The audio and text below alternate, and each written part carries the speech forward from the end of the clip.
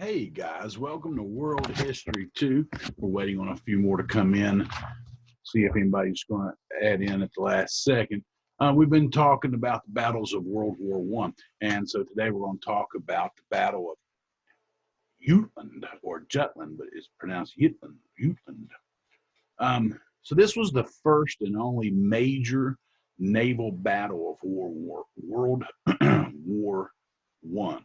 It was between German boats and the British boats, both the cruisers and the battleships.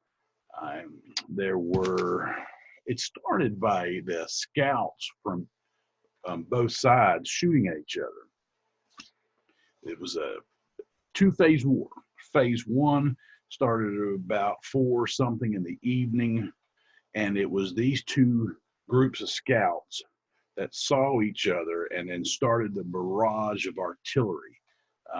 We're talking 15,000 yards apart and just having a duel, just shooting artillery back and forth at each other. The German ships took the most direct blows, but they received the least amount of damage, and that's because they had perfected this honeycomb type of walls, steel walls with the honeycomb design that helped when a bomb or artillery shell would hit the ship. The British did not have that technology, or they didn't use it, I should say, so that their damage was much worse.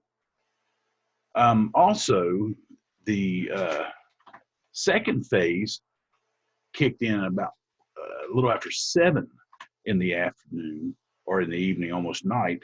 And Admiral Jellicoe, who was for the British, used the fading sunlight as advantage, swinging the ships around, blinding their eyes, using what light they could see to where the German ships could not. And that helped both sides claim it as a victory. But I want to show you this video.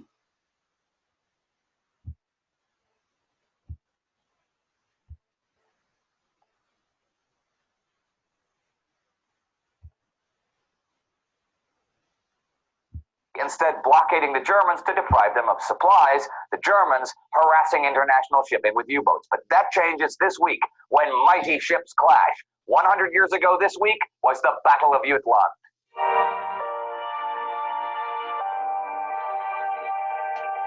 I'm Indy Neidell. Welcome to the Great War. Last week at Verdun, the French tried and failed to retake Fort Douaumont, even though they had managed to achieve air superiority there. And the Austro-Hungarian Imperial Army continued its advance in Italy in the Trentino offensive. A look there first today, as that offensive continued this week. Now, within 2 weeks of the initial attack, Italian Army Chief of Staff Luigi Cadorna had managed to get a new army of 180,000 men to the Trentino, and the Italian Fifth Army would guard the valley mouths, hopefully to prevent the Austrians from spilling out onto the plains of Veneto. But this week, the Austrians took Arciero, just a few kilometers from the plains. Asiago soon fell as well, and Cadorna exploded heads in the government by saying that if enemy pressure continued, he would order a full-scale retreat almost to Venice. 30,000 Italian prisoners had been taken so far. The week also saw some action on the Western Front. The endless meat grinder at Verdun was still in full force. But further north at Ypres, the Battle of Montsorel, in older sources sometimes called the Third Battle of Ypres, began on June the 2nd and saw 2 German attacks that penetrated the British lines 700 meters on a 3-kilometer front. The road to Ypres was now open and undefended. The real news this week, though, was at sea. Both the British and German fleets were by this time becoming more aggressive. Commander of the British fleet, Sir John Jellicoe, wanted to trap the German high seas fleet, and his opposite number, Reinhard Scheer, was trying to force a mistake. Scheer sent his fleet into the Skagerrak to attack any British light forces and shipping there. But the 16 German battleships and 6 pre-dreadnoughts, 5 battle cruisers, 11 light cruisers, and 63 destroyers also wanted to come into contact with the British Grand Fleet, hoping to break it and the naval blockade of Germany. However, aided by the intelligence operatives of Room 40, who who decoded German wireless signals, Jellicoe was forewarned and sent out his fleet. But the British were, in fact, heading into a trap. There were nearly a score of U-boats waiting for them. But Scheer would be disappointed since the ocean is big and the Grand Fleet, 28 British battleships, 9 battle cruisers, 34 light and armored cruisers, and 78 destroyers passed them unobserved. I can't believe China's blaming the US for this whole virus thing. What? Yes. The Battle of Jutland would bring 4 leading admiral skills into play. Scheer and Franz Hipper for the Germans, Jellicoe and Sir David Beatty for the British. The enemies made contact when both sides went to check out a merchant ship that happened to be sailing between the fleets. Firing between cruisers kicked off at 2:28 in the afternoon of May 31st, 1916, and the Battle of Jutland had begun. Hipper and his battle cruisers headed south, trying to draw Beatty in to Scheer's main fleet, still unseen.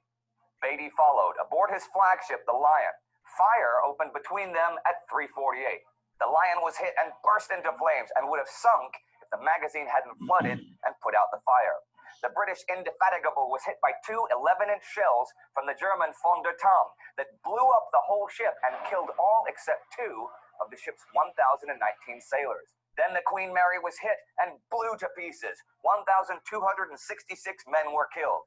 Beatty seemed unmoved. And here's the reaction of his flag captain, Alfred Chatfield.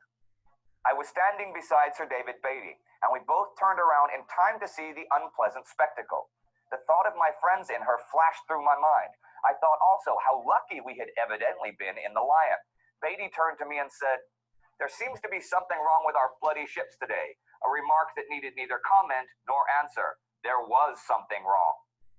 What was wrong was that the British battlecruiser armor was not thick enough to handle the German shells. And once a shell had penetrated the hull, inadequate anti-flash precautions meant that a flash could rip straight down to the magazine with terrifying results. No ship on Earth could survive explosions like that. Soon, Hipper had led Beatty almost into Scheer's fleet, but Beatty's 2nd Light Cruiser Squadron was scouting ahead and spotted the long line of German battleships. Beatty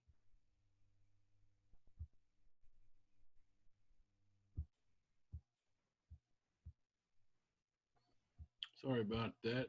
Technical difficulties. actually reacted like lightning, reversing course immediately and heading back towards the Grand Fleet. And Scheer didn't realize that every minute he headed north brought him closer to Jellicoe and his massed ships. Beatty, however, sent Jellicoe no useful reports about Scheer's whereabouts, and soon Jellicoe's starboard column was upon the Germans. The 1st Cruiser Squadron under Rear Admiral Sir Robert Arbuthnot aboard the Defense came under heavy fire, and in a few seconds, the Defense was sent to the bottom of the sea. Soon, though, Jellicoe's battle cruisers were showering shells upon Hipper's, and because of the light and the mist, the Germans could not see them to fire back. But just for a few moments, the mist cleared, and the Germans rained fire on the Invincible. The British naval maxim that speed would be our armor was put to the test and found wanting when the Invincible exploded at 6:34. Only 6 men survived out of 1,032. But Jellicoe's dreadnought battleships were now in a long line, blasting the exposed vanguard of the German fleet, causing serious damage. Scheer ordered a turn movement to starboard that the Germans had practiced, where the rear ship would turn first and the successive ships up the line follow suit. The Germans soon disappeared from sight. Jellicoe did not follow. He changed course and put himself between the German fleet and its base at Wilhelmshaven. And when Scheer turned his ships again, they were again headed directly for the British, and they came under heavy fire. He turned his battleships away and ordered his battle cruisers to cover the retreat.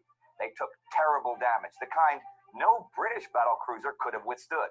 But the Germans had better armor and were better subdivided below into watertight compartments. The Germans got away, but the Grand Fleet was still between the High Seas Fleet and its port. And when darkness fell, the question was, could Scheer evade the British by night and return home? Since several of his battle cruisers were near to sinking, Scheer took the shortest route, via Horn's Reef. But Jellicoe didn't know this, and based on his last reports received, he thought the northern Frisian coast was the likely German route. So Jellicoe headed there, with his destroyer flotillas following 5 miles behind to cover the Horns Reef Channel. So Jellicoe's destroyers crashed into the German fleet, but the British, unlike the Germans, did not have properly shuttered searchlights, no star shells, and pretty much no nighttime identification signals. So they were really wary of firing on the black shapes heading towards them in the darkness in case they were their own ships. Oh, and nobody told Jellicoe, with his mighty dreadnoughts 5 miles ahead, what was happening. The British did manage to destroy the pre-dreadnought Palmern, killing her crew of 844, but the High Seas Fleet swept past the British in the night. The battered and bruised German battlecruisers, some even incapable of attack, limped through the British columns and were sighted several times, but none of the dreadnoughts opened fire on the incredulous Germans. The Grand Fleet sailed on, preparing for a new battle at dawn that would not happen. Scheer reached Wilhelmshaven in the early afternoon. The Germans lost 1 battlecruiser, 1 pre-dreadnought, 4 light cruisers, and 5 destroyers. The British lost more, 3 battlecruisers, 3 armored cruisers, and 8 destroyers. 2,551 German lives were lost against 6,094 British. And the Kaiser commented that the spell of Trafalgar is broken. But here's the thing. The German fleet did not again seek out battle with the British fleet. And Scheer wrote to the Kaiser about the battle that real victory could only be achieved by sending U-boats to sink British merchant ships. So the status quo would continue, which for Germany actually meant a strategic defeat. And we come to the end of another week. The Austrians on the move in Italy, the Germans blowing holes in the lines at Ypres, and a gigantic naval battle in the North Sea. And that battle was a real blow for British prestige. I'm going to end today with Okay. So I want to read to you a little bit. So the first, there are 2 major phases of the war at 4:48 p.m. on May 31st, 1916, the scouting forces of Vice Admirals David Beatty and Franz Hipper commenced a running artillery duel at 15,000 yards just off Denmark's North Sea coast. Hipper's ship took severe pounding, but they survived due to a superior honeycomb hull construction. Beatty lost 3 battle cruisers due to lack of anti-flash protection in the gun turrets, which allowed fire started by incoming shells to reach the powder magazines, commenting that there seems to be something wrong with our bloody ships today. But Beatty, after his initial encounter, turned north and lured the Germans up towards the Grand Fleet. The second phase started around 7:15 p.m. when Admiral John Jellicoe brought his ships into a single battle line by executing a 90-degree wheel to port.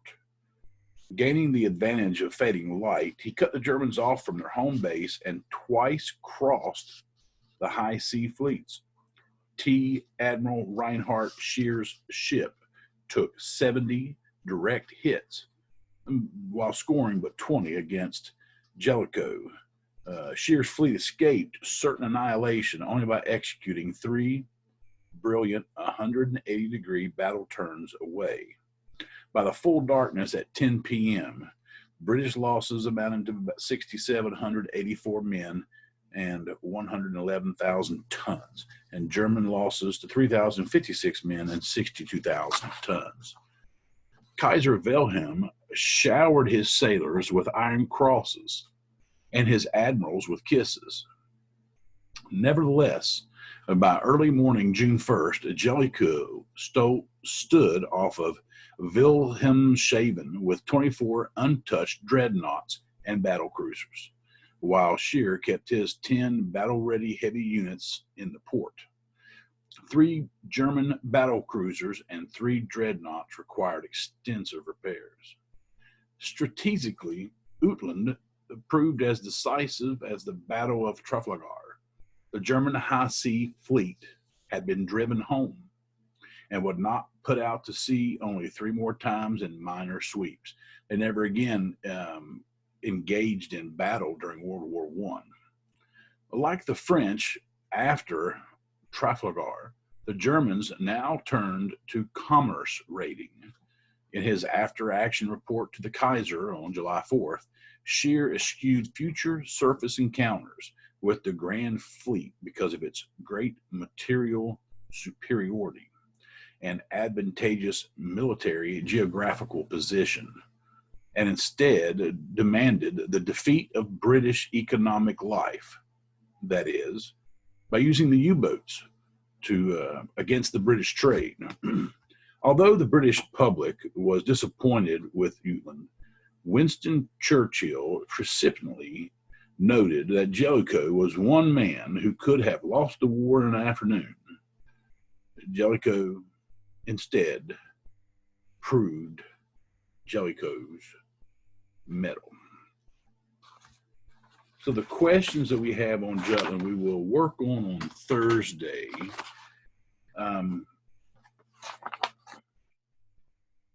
But I want you to think of a few things.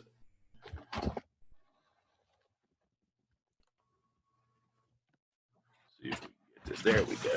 So you can see where Scheer came out from Germany with his ships, and we can also see where the British ships came, joined together, and then the cruisers came. This battle took place in here, and as he spun those 180 turns to get away and to make movement, they slid in behind him. Instead of following suit on these turns, they just slid in behind him. And then that's why, as the sun went down, they had so much more artillery damage to the Germans, and shockingly, even to this day, is why the Germans never came back out. With their design of their ships, they did so much more damage. They killed more men, but yet they lost the battle. Interesting. Very interesting. Guys, I appreciate it. I hope you have a great day, and I will see you guys on Thursday.